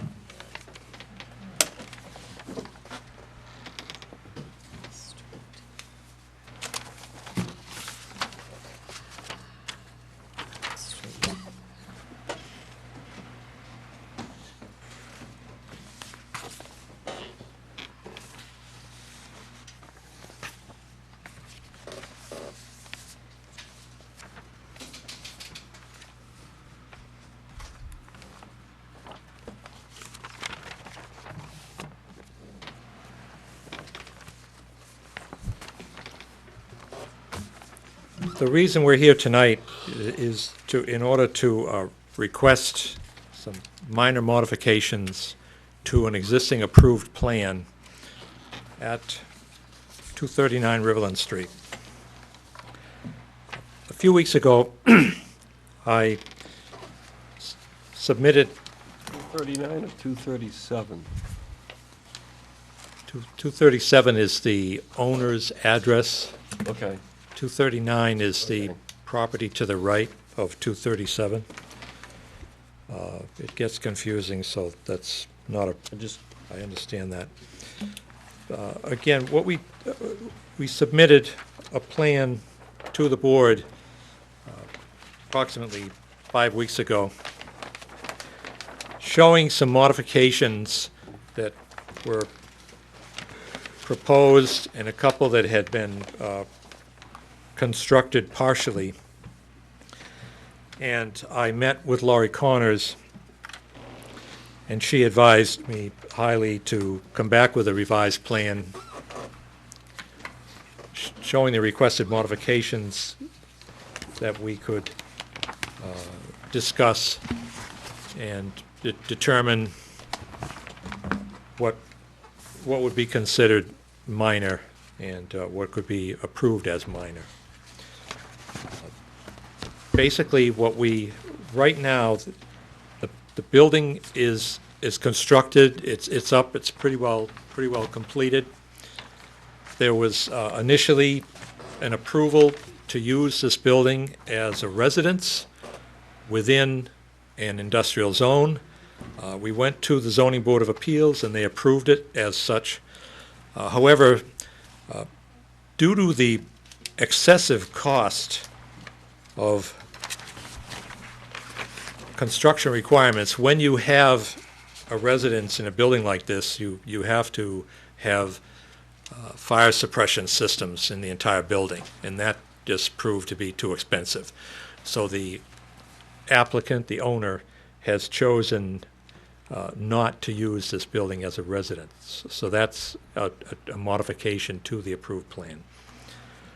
We built, the building has been built, it's about 270 square feet less than the approved plan, so the building is slightly smaller. In order to grade the property a little bit better relative to what's on the road, they moved the driveway about 15 feet. If you're looking at the property, they moved the driveway 15 feet to the right or to the north on Riverland Street.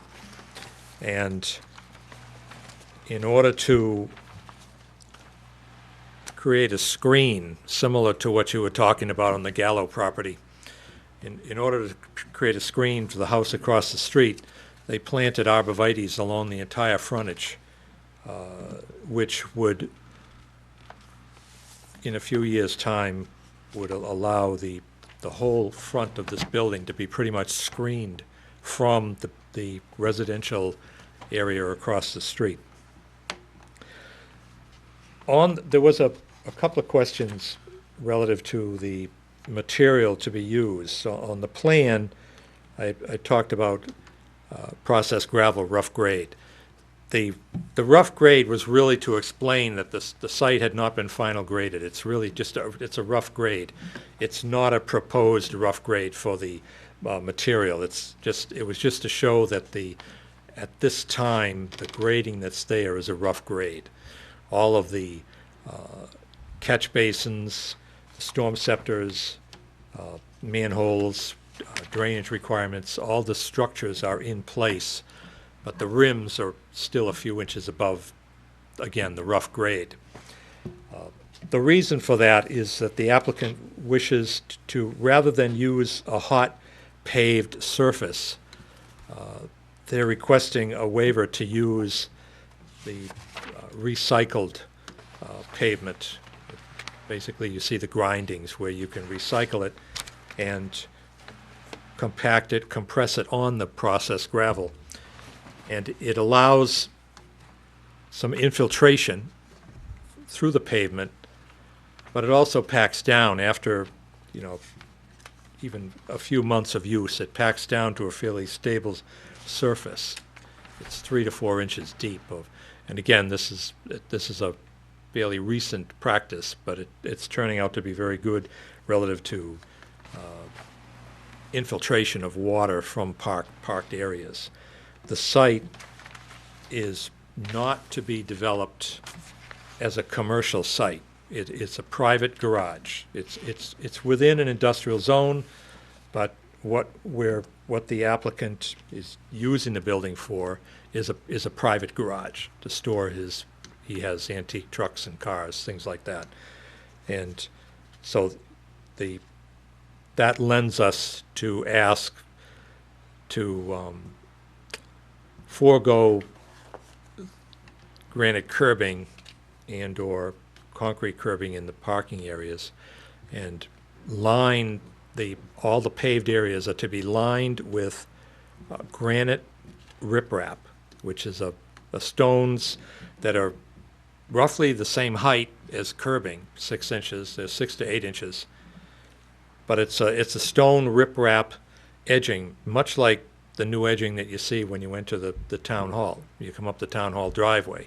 You don't have curbing on either side. You have a riprap material. It stabilizes the soil, and it also allows infiltration of water. It's what we call a low-impact design. It allows the water to infiltrate rather than forcing it along a curb to channel into a catch basin. It infiltrates into the ground, and it also follows the general pattern of the paved area. We've added a catch basin to be connected to the storm scepter because there was a low flat area around the building where the drainage wasn't very good. We realized that as we were grading it, that there would be a kind of a very flat spot around the front of the building. So we installed a catch basin there, an additional catch basin, with a 4-foot sump, and that ties directly into the storm scepter unit, which is an approved unit. From a stormwater management point of view, you pick up additional credits on your suspended solid removal by adding catch basins. So it's actually a good thing. The reason they did it isn't so much to get the benefits of suspended solids. They did it just to make the drainage work better. But it is, in fact, you get a credit for this when you do stormwater management. The planting areas right now are not complete. What you see on the plan you have in front of you now is the proposed landscaped areas, and pretty much that follows the majority of what was on the approved plan. What we've decided to do, what the applicant has decided to do, is not build the commercial building in the center of the property. He's taken out all the parking areas, all the structures for utilities, lighting, all that, the building and all that. That's all been removed. They're not planning on doing that. I would say that the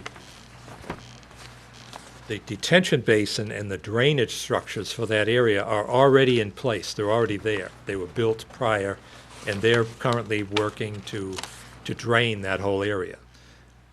So that was not part of the approved plan. That was already there. So the detention basin now is much larger than what's deemed necessary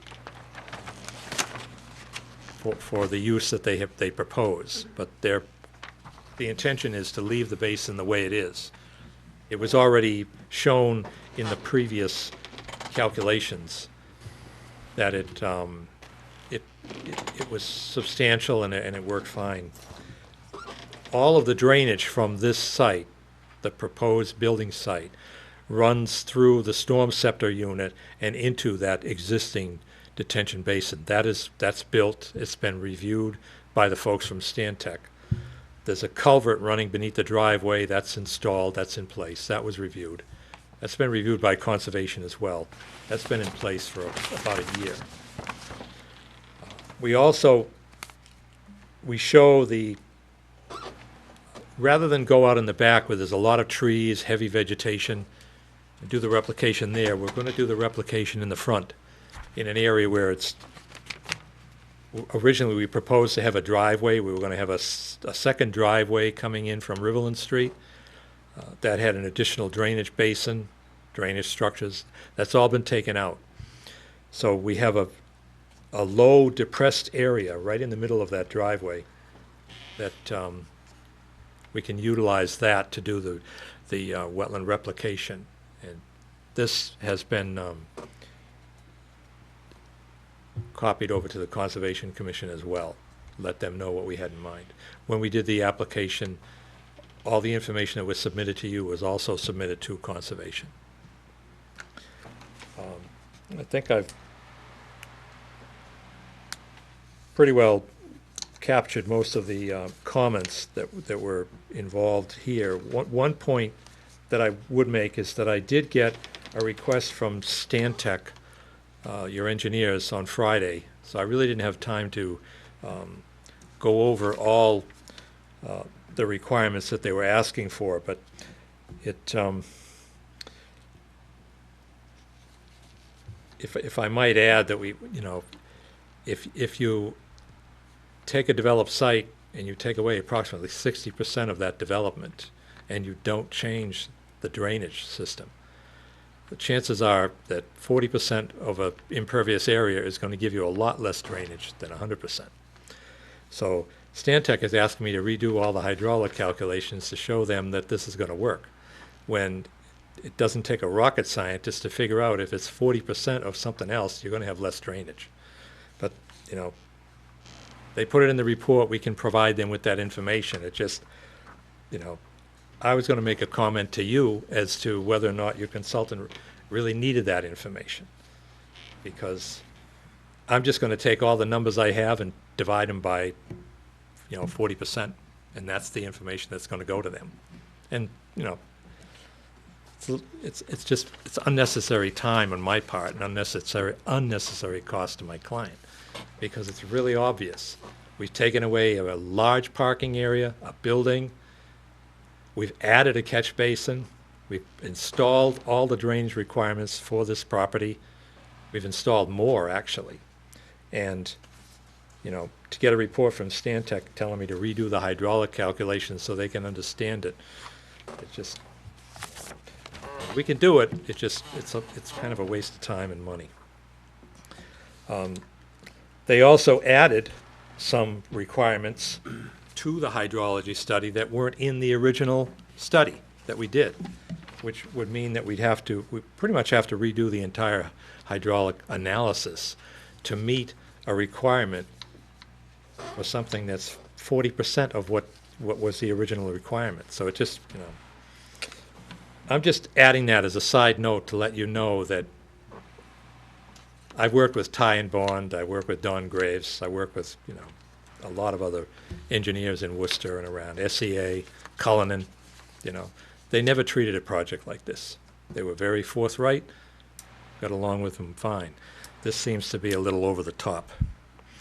But with that, I basically would request that you allow us to make the minor modifications that we have on the plan and, go from there. We'll be working with the building department to, and conservation to let them know that we, are meeting the, as I say, the major requirements of the approval. And these minor modifications can be, they'll all be shown on the as-built plan. Just one comment right at the very beginning. Your definition of minor and mine are not the same, I can tell.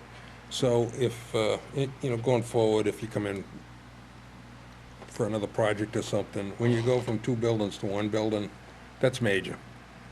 When you're adding, if you're just adding a catch basin and a drainage area, that's probably minor. But you've got a series of things that you've done here outside of what the approved plan was, and you just did them anyway, and I just don't know what to say about that. I agree, taking a building out is a major general modification. Comment too about the stone wall in the front. You gotta do something to make that look less. In other words, you're gonna have to plant some vines in there or something that gets growing around those rocks so they don't look like they do. If you use smaller rocks and made it a more appealing rock wall in the front, I don't care about the back because you're looking at it. I'm not looking at it, and neither are the neighbors or anybody driving by. But the part that's obvious in and around the area where the general public drives by, want to soften that. There's one person in town who thinks it's a bad looking building, or the property we did. What's that? There's nobody in town who thinks it's a bad looking building or what we did there. Okay. I'm not saying the building looks bad. The other thing is, the building itself is not going to be industrial at all. It's basically going to be a shop for you guys, or a garage / whatever, right? Right, it's not- I mean, it's we're not not going to industrial. have, for me to even consider this impervious pavement stuff, if you're going to have tenants in here, No. then we got to talk about it. Then we're going to be talking a lot about this. Let me sort of clarify this for you. If this were a commercial building, like the building that we took out, Yeah. you subject the property to a lot of people driving in with cars and trucks, and who knows what they're leaking, gas, transmission fluid, or whatever. You can't use impervious pavement on an area like that. Yeah. It has to be impervious. It goes through the treatment system that we have, and that way you can, treat the water. This site, because it's not being used as commercial, it's a private garage, and it Well, that's all, has different that's what I'm asking you. I requirements. mean, I don't want, I just want to know whether you plan on leasing out this to No. other tenants, The answer is no. somewhere along the No. line. This is his building, it's his private building, and I explained to him that being zoned for, different uses where you could have tenants and type of things like that. Yeah. I explained to him that if he were in fact to do that, he would have to repave the entire property with hot top pavement. He would have to put the curbing in because the commercial requirements are for curbing. Where this is, at this time, proposed to be private, which is a modification from the original plan. The original plan showed it more commercial. Commercial, yep. And that portion has been, taken out. You could say it was a major modification, but it's a major modification. It has a lot less impact. It's modified to have less impact Right. on what's It approved. still would have been better if you'd come to be. Anyway, more back us. to Come to us. back to the original. We'll work with anybody. It's when we get it When it's after handed the to us fact. after the fact that we start choking on it. We're in a position to plant along that stone wall. It's not completed yet, but you can put There's a particular juniper, it's called a Pfister juniper. It's very fast growing, it's large. It gets to be about 4 or 5 feet high, and it spreads out to about 20 feet. And then it just continues spreading if you let it. That type of plant would grow very quickly in an area here where basically what you do is you just take out one rock and you put the plant, you know.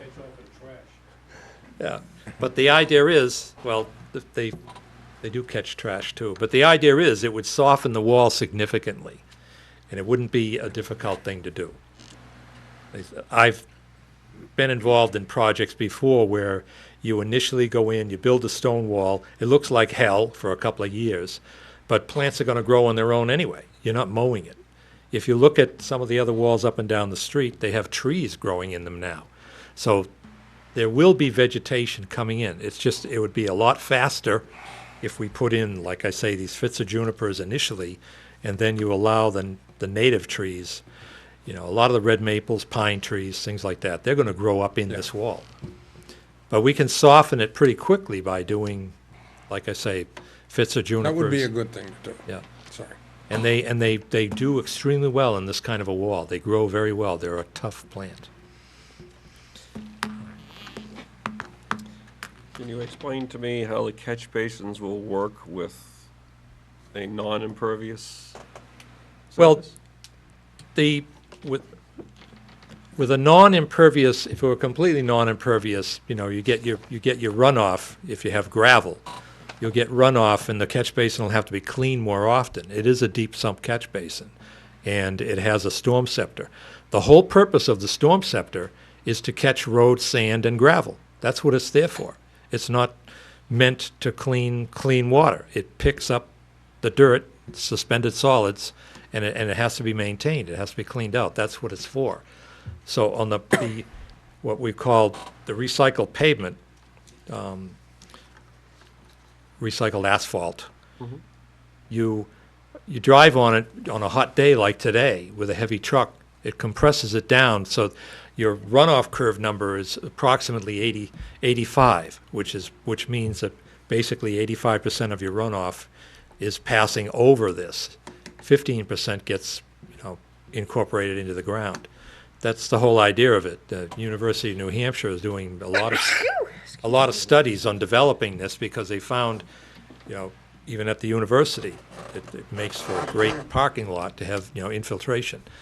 But again, the idea is the catch basin and the storm scepter were designed to pick up the suspended solids before it gets into the other basin, the main basin. That you'd probably end up with a little bit more in there than if it were just pavement. But the other hand is you've got less drainage going into that catch basin. If you have 15% less drainage going into it, a lot of your suspended solids are going to end up just being incorporated into the paved area as well. But as it compresses, it's going to be below the inlet of the catch basin. Oh, no, absolutely not. No. It does compress. It compresses, you know, maybe a half an inch or so. It's not like it's going to, you know, but it's the way you repair this. You come in with a machine, you scrape it up, you scuff it, and you resurface it. You don't have to rip it up, repave it, or anything. You just bring in a machine. It has all these wheels and scrapers, and it just chops up the front, spits it out the back, and then the roller comes along and resurfaces it. So if it did drop a few inches, bring in more material. That's another good thing about this, is that it's very easy to maintain. You're also using a lot of, you know, pavement. When you take it from the highway and they scrape up this pavement, that's hazardous waste. Pavement on the highway, when it's on the highway, is okay. But when you dig it up and put it in a truck, it becomes hazardous waste. Recycling it, using it as asphalt pavement, takes it out of the hazardous category again, and you use it for asphalt. You can't bury it. You can't dig a hole and bury this stuff. It's illegal. But you can put it on your parking lot again. So it's, you know, it's like plastic bottles. You're recycling a noxious substance.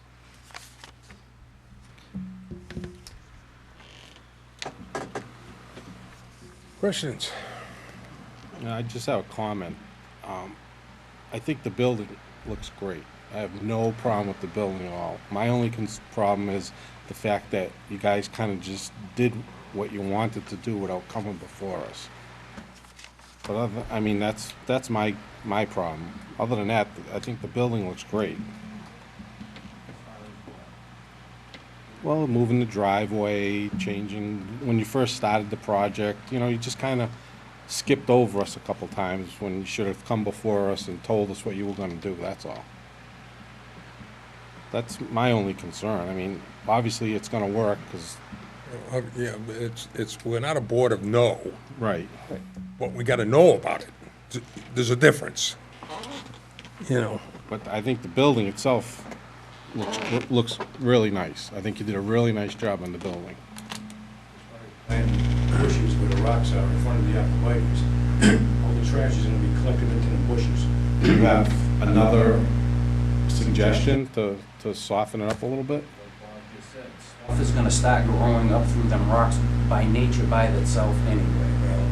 I'm already pulling weeds out there. Don't pull weeds, let the weeds grow. Let the weeds grow. Let the weeds grow. Try doing to make it look. I just don't like to see something in there We can bring in. speed up the process. We can bring in these fits of junipers. I don't want to see a bunch of weeds growing. You don't want weeds there either. They ruin the appearance of your building, for Christ's sake. Look at them, that's why we put the bushes. Need the wall softened, that's all. I don't think that's unreasonable. Okay, any other questions about this? Is this the new plan that we're supposed to be approving, that they're giving us now? Well, I'm assuming that this is the final revision of the revision of the revision. Yeah, this is it, right? Right? Yes, the plan you have before you, you know, even though I will be providing Stantec with additional information basically to justify what I do. Yes. It isn't going to change the plan at all.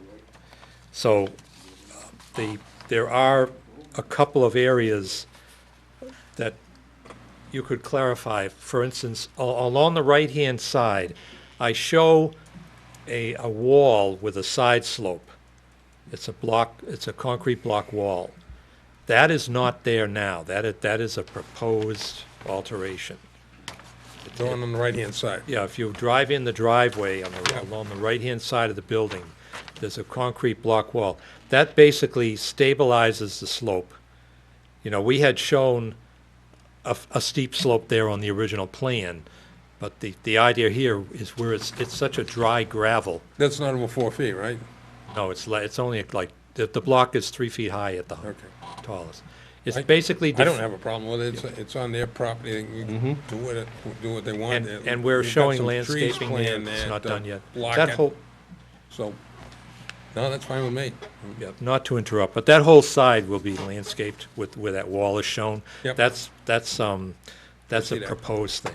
I mentioned earlier the rough grading. The rough grading was just to show you that's what the grading is right now. I told them not to do any paving until we had come before you, so that we could, clarify what we're doing. Yep, that's a smart move. So it's what's there now is working very nicely with all the rain we've had. It's a processed gravel. It drains beautifully. But like I say, the storm scepter and the deep sump catch basin they follow the DEP guidelines for TSS removal. They do have to be maintained, though. You can't just let them, fill up.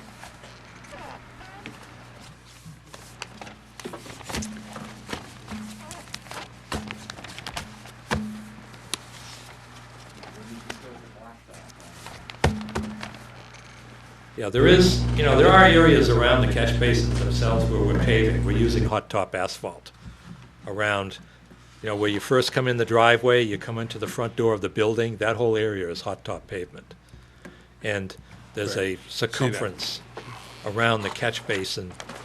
We don't want to have gravel right up against the front door and/or the catch basins or anything like that. So those areas are paved with standard hot top asphalt paving.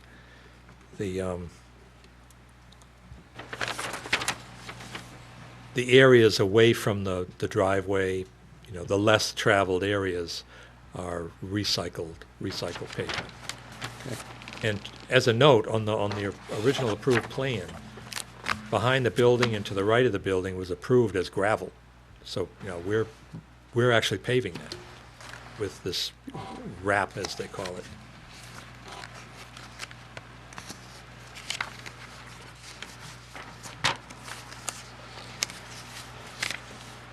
So are you saying that everywhere on this plan where it says processed gravel, rough grade, you're proposing millings?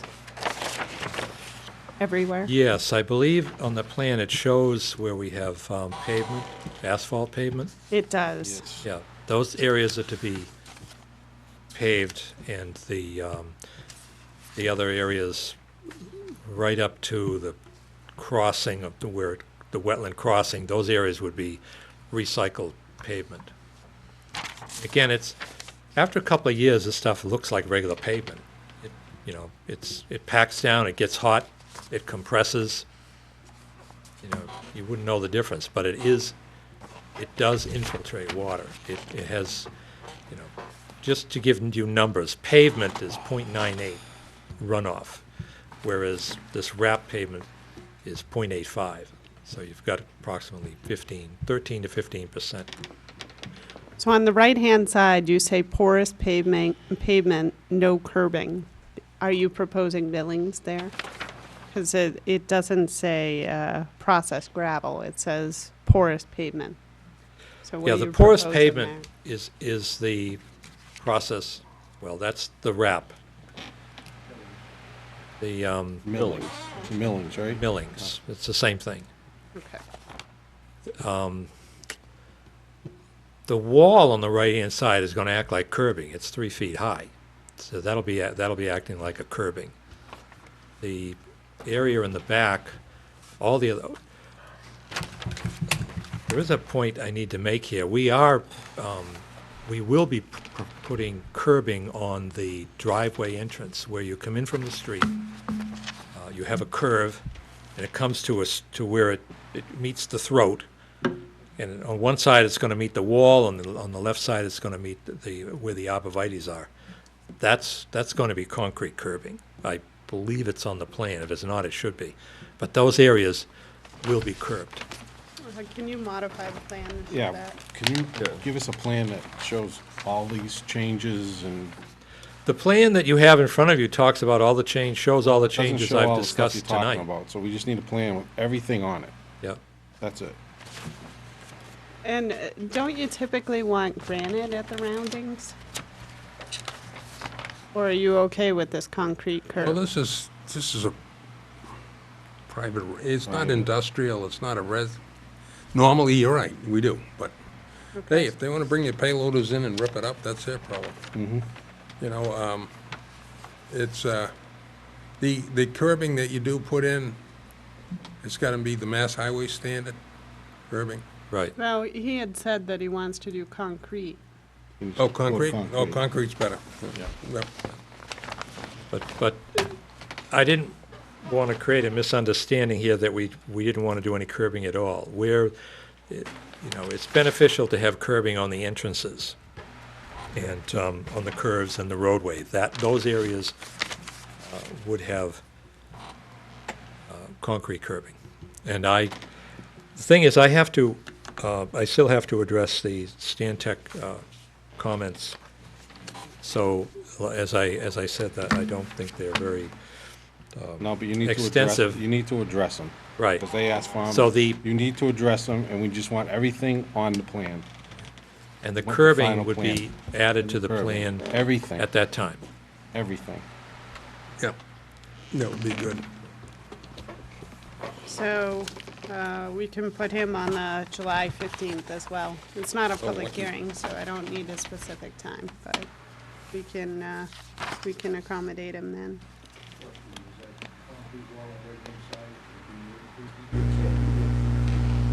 They can't, If it's more than 4, you have to get it engineered. Yeah, it has to be structural, you don't want to. okay, yeah, you want to keep it down. It will be 48 inches or less. That's what I meant. Okay. Yeah, the blocks themselves, the heavy blocks, they're 3 feet. All right, so will you be ready for July 15th, yes, Okay. absolutely. Do we need a motion for that? Nope. My only question is, Yes, sir. would you request that Stantec send me the, their review comments more than 24 hours before the hearing? We have so many public hearings on July 15th, so. I will if get the you- information to them. If you turn as around sooner your you get it to 'em, the comments next sooner week, then it's they gonna could guarantee probably it. get it. The last batch of information went to them 5 weeks ago. I received it Friday. Maybe I'm a wise guy, but it doesn't give me much time to get. No, it doesn't, that doesn't. Yeah, but we are super busy right now, so, the things, as they come in, they go into a queue. I will talk to David Glenn, straighten that out so that he understands what I'm actually doing. And we will be ready for the 15th with the Okay, revised sounds plan good. and all their stuff. Okay? Don't want to make you come here any more than you have to, Oh, I enjoy Enjoy seeing it, all your company. pretty faces. Okay. All right, Thank you very much. okay. What's next? Performance guarantee? What's that? We got a performance. So, Jessica J. Drive extension is all done? Is it all done? Is that what you're telling us? Getting there. No, it's just asking for a reduction. Just a reduction. Still got a ways to go. How many houses you got left to build up there? You must have them pretty much all built. I'm still waiting for 4 to get released. 4 lots. 4 lots. That'll be a future meeting this summer. Okay. Asking After the for 4 a lots, simple reduction. after the 4 lots, what's going on? That's it? 4. Yep. Yeah, can you introduce yourself so the audience can, know who I'm talking? Yeah, I didn't know I was going to be speaking tonight. Bob Vino, TPR Homes, for Okay. Jessica J. Drive Extension Subdivision. Okay, and you got 4 coming up in the summer you're looking for, but is that the last 4, or is it more That's the than that? last 4, yes. That'd be the last 4. Yeah. So We're the others working in the final phase now. Last fall, 2 lots got released by the board. Those homes are under construction. We are, in an effort to keep the bond amount down in my visits to a minimum, we're doing more work up front on the 3rd phase than we did in the previous 2 phases. Okay. So when I come before the board to get the last 4 lots released, it is my intention to have the swales, the sidewalks, the street trees, and street lights done, complete, for the whole neighborhood. Tonight, I'm simply coming for a reduction in the bond amount on phases 1 and 2 to reflect the work that's been done this spring on the drainage swales in those 2 phases. We're not even discussing phase 3 tonight. So he's asking for a reduction of $75,699, such that $379,702 will remain. Stantec's all set with that? Okay. They are. Is that a motion?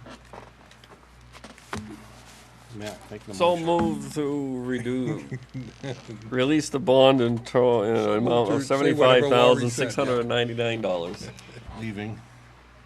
leaving $379,702 in trust. Second. Okay, we got a motion, it's been seconded. Any further discussion on this? Hearing none, all in favor? Aye. Aye. Opposed? Thank you for your time. And Bob, I'm going to need your signature on this one as well, please. Just one copy? Yeah, so Okay. before he leaves, if you could just sign, right. Bill, minutes vouchers, do we get any that went by? I didn't see any, so I'm assuming there's none. We got the minutes, though. What minutes? Minutes of the 10th. Which minutes did we get, Stephanie? May 13th. Okay. See you in the morning. Thank you, Bob. Ooh, yeah. What was the date? May 13th, 15th? 13th. Okay. 13th. Make a motion to accept the minutes of May 13th. Second. Got a motion, it's been seconded. Any further discussion on this one then? No good with minutes? Yes, good to go. All right, all in favor? Aye. Aye. Aye, opposed? Hearing none, that's unanimous. We're just doing one on this, just one copy? Just signing Yes. one copy? Okay, let's- don't close this. Okay. CMRPC meeting coming up. I sent you all an email and I forgot my copy at the house. So, do you want to go? See, I always Send it. invite all of you to go to the meeting. So, Hell, no. what? We have more? Gotta sign the minutes. I'm sorry. This one right here? Anything else? Nope. Any announcement? No announcement? No, everything's good? Did Motion we, to did, adjourn. whoa, just one quick question. Did we save the money for, and get it transferred? Yep. For the I'm special just- meeting we had last? Come Yes, on, we- I'm we waiting for went the there yet? contract back. Oh, okay. 'cause So I'm I just- believe it's been signed and it's en route. Okay. Can I motion to adjourn, I guess? Already done and seconded. Oh, wow. Motion's been made and seconded. Any further discussion? All in favor? Aye. Aye. Opposed? Hearing none? That's it. Good night, everybody. Thank you for joining us.